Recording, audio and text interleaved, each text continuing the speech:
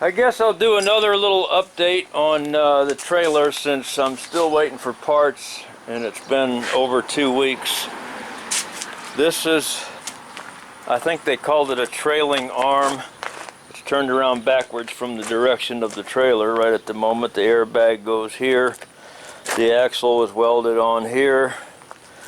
And this was welded onto the frame, the axle hanger. This is the one that got twisted when the other side broke off. And let's see here, I'll crawl underneath. Okay, I still got some work to do to clean these up, but we've had these 100-degree days here lately in St. Louis area. Well, not 100, but 95. We are supposed to get 100 today and tomorrow. This is Tuesday, the 5th, the day after July 4th holiday. Yeah, I still got a little bit of cleaning up to do here, very little. And then this is the axle sitting on jack stands right now, and this is one of the welds that I burned off. That was where I showed on that trailing arm that the axle was welded onto that. And of course it's the same on that side, and up here, probably getting blinded by the outside light there, so I zoom in a little bit. So that all needs to be when those hangers, as they call them, that box is when they are here, then I've got to fit them on here, and then I have to weld. Okay, the box is twice as big as the frame. The frame is 4 inches across. The box is like 8 inches across, so I have to build this down and weld onto this side of it. So they took a lot of scraps of different kinds and welded this up, either at the factory or somebody redid this later. I can't imagine it being I don't know what they did. Anyway, I got to do that. And now let me scoot back to the middle axle. This is these hanger boxes here. This trailing arm on both sides of this, I don't know what that siren is. I guess it's a test thing, first Tuesday of the month or whatever. Anyway, these were obviously replaced because it doesn't have huck bolts. It got regular standard bolts on. This was a big rust hole up here. I just welded on that and built it back up. I'll have to burn this down flat and then weld it up smoother on top of that. But when you're welding over a rusty hole, it's kind of hard to control just what your weld's going to do. So especially for me, since I'm a dumb truck driver, I'm not a full-time welder. Anyway, I'll burn this down flat with the air arc, and then clean that weld up a little bit, because I don't want all these cavities in there that's going to attract dust and rust and dirt and hold water, rust it out again. These two holes on top, they're identical on the other side, so I think those were drain holes for this box up here on top. I think those are drain holes for that, and so I'll just leave those there. But so it's the same scenario on this side. This had a big hollowed out hole that was rusted. It didn't go all the way through, but I just filled it in. This one here, there's a hole there. I'm not sure what I'm going to do with that, if I'm going to weld this up and do something with that. I don't know yet. I'll decide something on that. So anyway, just some sloppy welding from whoever worked on this before.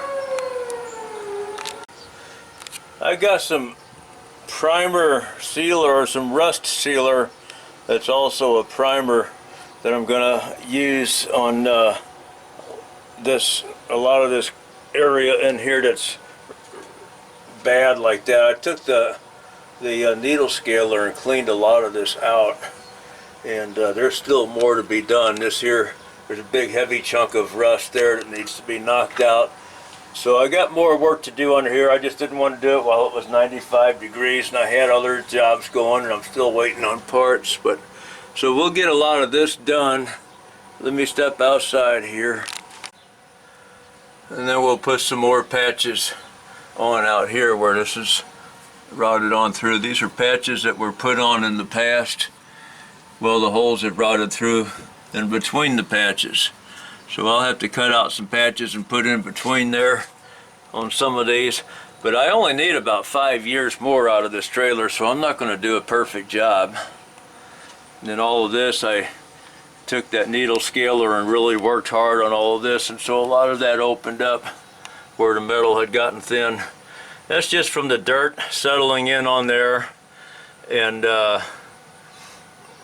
just holding water, holding moisture, which continues to rust away in there. So we'll fill all that in and give it another go around. So while I'm waiting for those parts, I'm getting some other things done here. This little chunk of angle iron is clamped onto this little saw.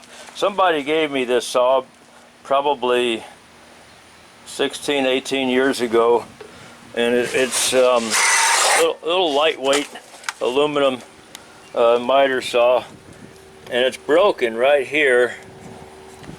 This side here is broken off of this side right there, and the reason I got this clamped on, I took this off and I took these pieces up to the brush wheel. I'm getting ready to go ahead and weld that. First I plugged it in to see if the saw runs. It does run, and so the blade's rusty, but the carbide teeth tips look good, so I'll probably just clean the rust off that blade and leave it, and just save it for a quick, small, lightweight miter saw. I've got one that I normally use, but it's a whole lot heavier. It weighs about 3 or 4 times more than this one, but it's got the long slide, and it's you can put much larger boards in there to cut.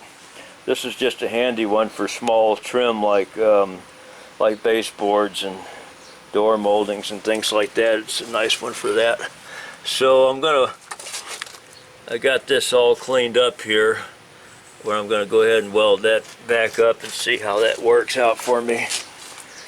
And been working on getting the boat together. I'm doing a separate video on getting the fishing boat. It hasn't been out in many years, and I might get a chance to get out with it this year. It's looking like this battery is not going to make it. It's been on the charger a long time, and doesn't seem to be taking a charge. So it's one battery that'll have to go. And that's the main starting battery too. The fuel tank needs to be cleaned out. I got filters on order. Fuel filters. I'm going to use the old fuel filter to clean out the fuel tank.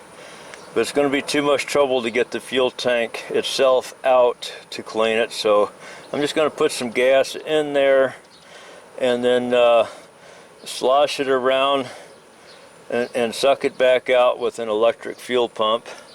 We're not going to use the fuel pump that's on the motor. These 2-cycle motors have a vacuum operated fuel pump, and that's not, we can't sit here and run the motor to pull fuel out. So we'll hook up an electric external fuel pump and pull this gas out of there, and then filter it, pour it through a strainer and put it back in, and clean, and just go cycle it like that with 2 or 3 gallons of gas, in and out, cycling it and cleaning it. And then we'll change this fuel filter, put a new one on, and then put some gas in there with some treatment in it, and to keep it from going bad, because gas goes bad pretty quick when it's just sitting. So yeah, I got the boat all cleaned up. We're gonna go through everything on it, make sure it's right. I'll probably dip it in my pond. I got a boat ramp over there. I'll dip it in there on the trailer and see how it works. I know the carburetors are clean because I made sure that I let the gasoline out of the carburetors. My carburetors do have drain plugs on them, and I did open the drain plugs and let the gas out before I put it up for the season. last time it was out. So I guess that's probably all that I'm into right now. Did a lot of scrapping. There's some trash that's going in the trash can. I did some scrapping, got a few bucks out of piles of metal that I had piled up, taking it to the scrap yard. And I'm working on my pond over there. I got some work going on over there, so I'm staying quite busy while I'm waiting on these parts. Well, that'll probably wind up this video. Thanks for watching.